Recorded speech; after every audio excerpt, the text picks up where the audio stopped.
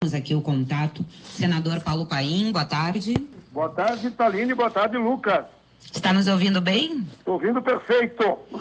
Tá ótimo. Estou falando mais alto porque para ver se vocês me ouvem melhor aí, né? Estamos lhe ouvindo perfeitamente, senador, tudo tranquilo. Tá bom.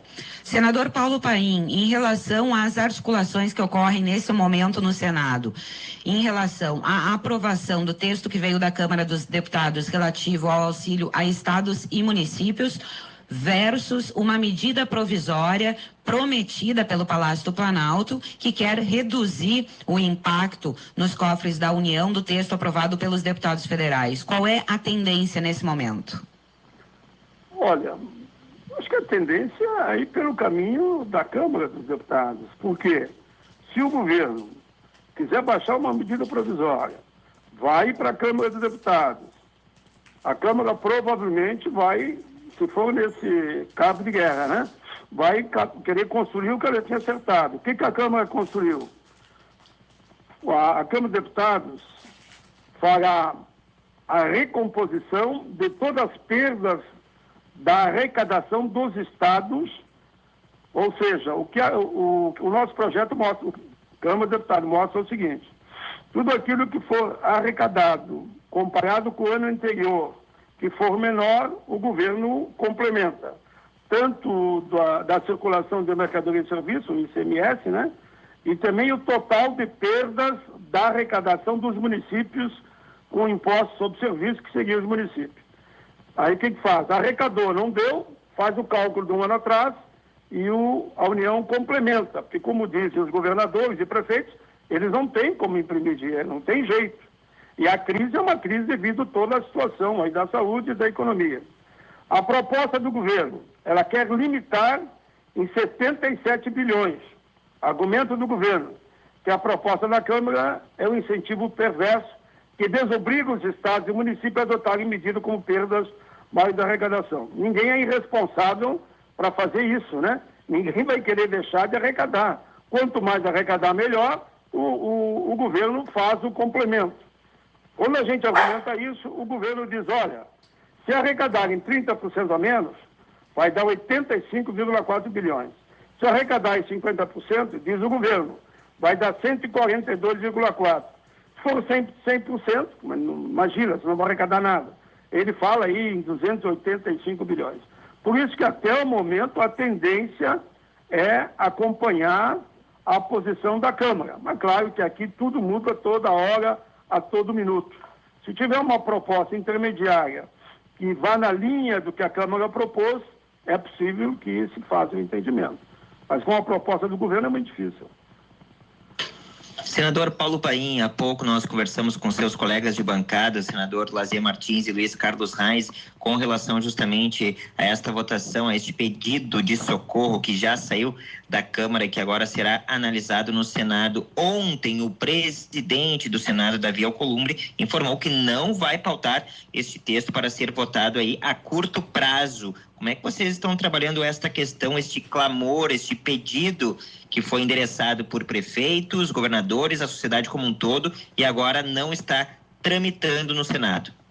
Não, o que o Davi Alcolumbre, ele argumenta? Ele está argumentando que os projetos que saem do Senado, a Câmara não vota, como por exemplo, em relação a esse auxílio de emergência, nós aprovamos o que veio da Câmara, aprovamos um outro, remetemos para a Câmara, a Câmara não votou. Uma ajuda às micro e pequenas empresas, a Câmara não votou. Mas eu acho que é mais uma pressão política, que é legítima nas duas casas, mas como o Senado é a casa que tem a maior preocupação com os estados, vai haver uma pressão legítima e democrática a maioria dos senadores para que esse tema seja votado.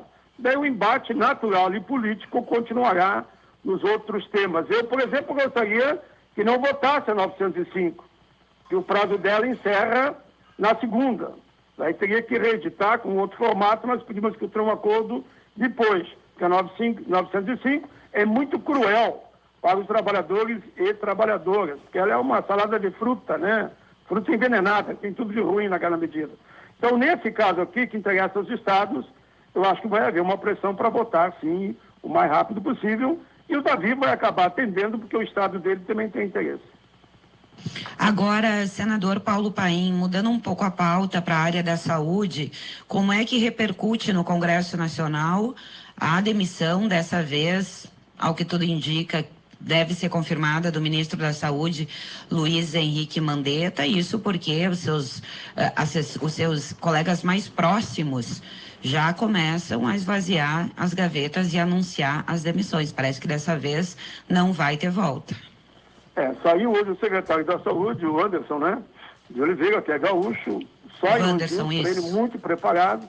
Ele é o braço direito e esquerdo do Mandetta.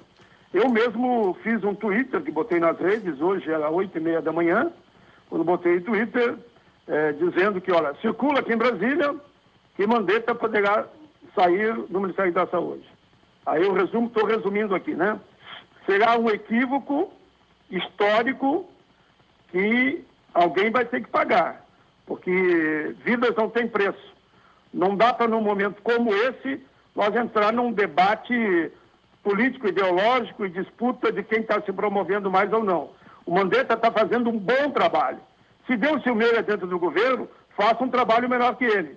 Eu no meu Twitter, afirmei e elogiei o trabalho do Mandetta e, claro, que torci para que isso não seja verdadeiro, porque o pior dos mundos, para nós todos, nós vamos perder milhares de vidas. Quem está ouvindo nesse momento, não se assuste, mas é verdade. Não vai ser 1.000, 2.000, vai ser milhares de vidas.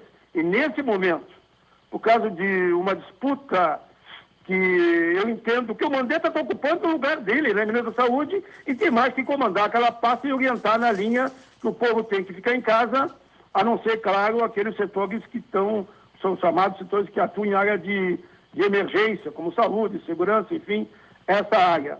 Eu espero que não se concretize, mas se concretizar o afastamento dele, é um equívoco e alguém vai ter que pagar no longo da história. Sabemos quem foi que está provocando a demissão dele, o afastamento.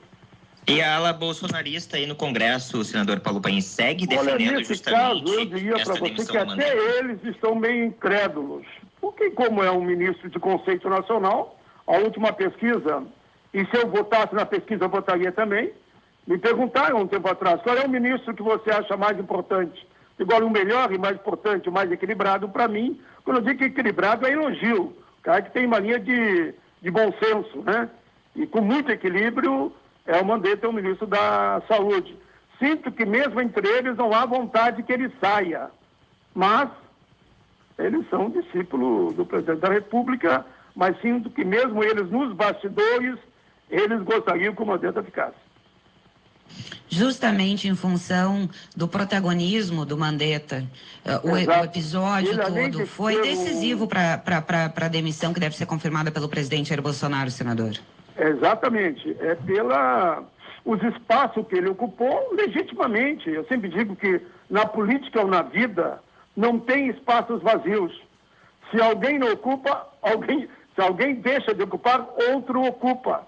Como nós não temos comando, como que eu gostaria que fosse, como tem nos outros países, eu vejo aí na Alemanha, na França, na Itália, com todos os problemas, tem um comando unificado na hora de enfrentar o coronavírus, né? E no Brasil, como aquele que devia estar orientando, balizando e unindo uma grande concertação nacional, deixando a questão ideológica, partidária, política eleitoral, lá que estão olhando para 2022, deixa para o lado, temos que salvar vidas.